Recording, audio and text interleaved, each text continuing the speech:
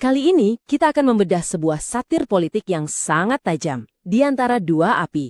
Ini adalah sebuah kisah tentang panggung sandiwara yang begitu megah dan dapur yang ludes terbakar di belakangnya. Jadi pertanyaan utamanya simpel tapi dalam banget. Apa yang terjadi ketika panggung sebuah negara kelihatan begitu gemerlap di mata dunia, tapi dapurnya sendiri, yaitu kondisi dalam negerinya, justru sedang dilalap api? Pembahasan kita kali ini akan mengurai sebuah narasi visual tentang ironi kepemimpinan. Dan semua berpusat pada gambar ini. Sebuah timbangan di mana pencitraan ternyata jauh lebih berat daripada realitas. Nah, ini adalah sebuah paradoks fundamental yang akan kita bongkar bareng-bareng. Oke, kita mulai dari bagian pertama. Sebuah kisah tentang dua api. Di sini ada dua metafora utama yang kontras banget. Di satu sisi ada panggung sandiwara. Anggap aja ini etalase, tempat kita memproyeksikan citra moral yang baik ke seluruh dunia, pamer ambisi besar di kancah global. Nah, di sisi lain ada dapur yang terbakar.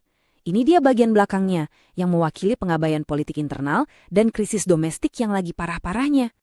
Sekarang, yuk kita masuk lebih dalam ke bagian kedua, ilusi di atas panggung. Disinilah pertunjukan besar untuk dunia dipentaskan. Dan inilah tokoh utamanya. Sang arsitek Prabowo Nomik.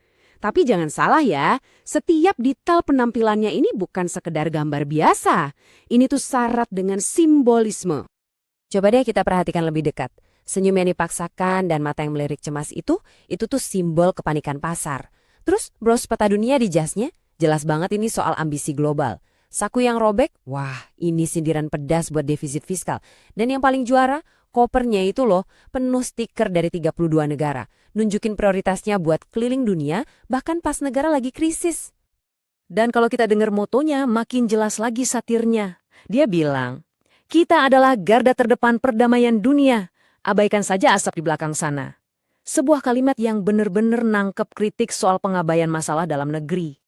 Visual ini benar-benar nangkep inti masalahnya. Di panggung dunia, di bawah sorotan lampu, sang pemimpin teriak lantang, kita peduli Palestina. Tapi coba lihat di belakangnya. Rumahnya sendiri, simbol negaranya, lagi kebakar. Dan perhatikan agenda di podiumnya.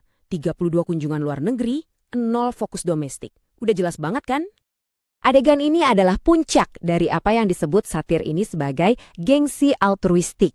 Jadi ini tuh kayak beramal tapi tujuannya buat naikin pamor. Ngasih uang yang sebenarnya dibutuhin banget di dalam negeri cuma buat beli citra baik di mata dunia. Di sini digambarkan dia ngasih 16,7 triliun rupiah ke Dewan Perdamaian untuk rekonstruksi Gaza. Oke, cukup soal panggungnya. Sekarang kita pindah ke realita yang pahit. Kita masuk ke bagian ketiga, dapurnya sedang terbakar. Apa sih yang sebenarnya terjadi di rumah pas pertunjukan besar itu lagi jalan? Dan inilah dapurnya. Ini gambaran ekonomi domestik yang ya ampun udah ancur, berantakan dan kebakar. Dan lihat tikus-tikusnya, ada labelnya, judi online dan pencucian uang. Mereka lagi pesta porang ngerogotin duit rakyat, sementara si empunya rumah lagi sibuk di panggung dunia. Terus, seberapa parah sih masalahnya? Coba kita lihat angkanya. Menurut data PPATK yang dikutip di satir ini, dana gelap dari judi online aja nyampe 286,84 triliun rupiah. Gila kan? Biar kebayang, itu setara anggaran beberapa kementerian digabung jadi satu. Dan ternyata, itu baru sebagian.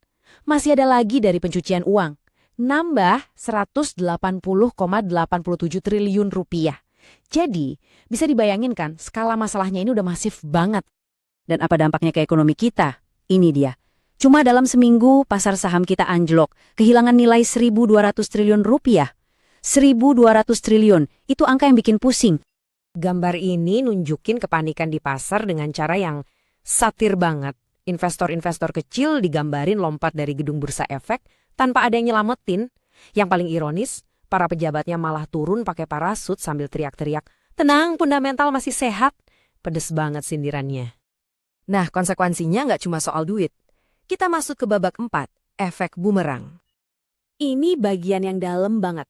Satir ini mau bilang kalau omongan di panggung internasional itu bisa jadi senjata makan tuan. Gini ceritanya. Pas pemerintah ngomongin hak penentuan nasib sendiri buat dukung Palestina, argumen yang sama persis itu jadi kayak bumerang. Dipakai sama gerakan separatis di Papua buat ngegugat kedaulatan kita sendiri. Ngeri kan? Dan sekarang kita sampai di puncak dari semua ini. Bagian terakhir yang paling bikin merinding. Keterputusan final. Lihat gambar penutup ini. Ini adalah akumulasi dari semua masalah tadi. Sang pemimpin bukannya ngurusin negara, malah asyik selfie di pinggir jurang. Jurangnya ada namanya Krisis 2026 dan Disintegrasi. Dia benar-benar nggak sadar atau mungkin nggak peduli sama negaranya yang diambang kehancuran. Bahkan tangan-tangan rakyatnya yang coba narik dia balik pun diabaikan. Kita tutup analisis ini dengan sebuah kutipan kuat dari Archelaus Baho yang jadi inspirasi satir ini. Seorang pemimpin sejati tidak akan menyumbangkan uang rakyat untuk bangsa lain ketika rakyatnya sendiri kelaparan. Kita sedang dipimpin menuju jurang. Sebuah kalimat penutup yang jadi bahan renungan kita semua tentang prioritas seorang pemimpin.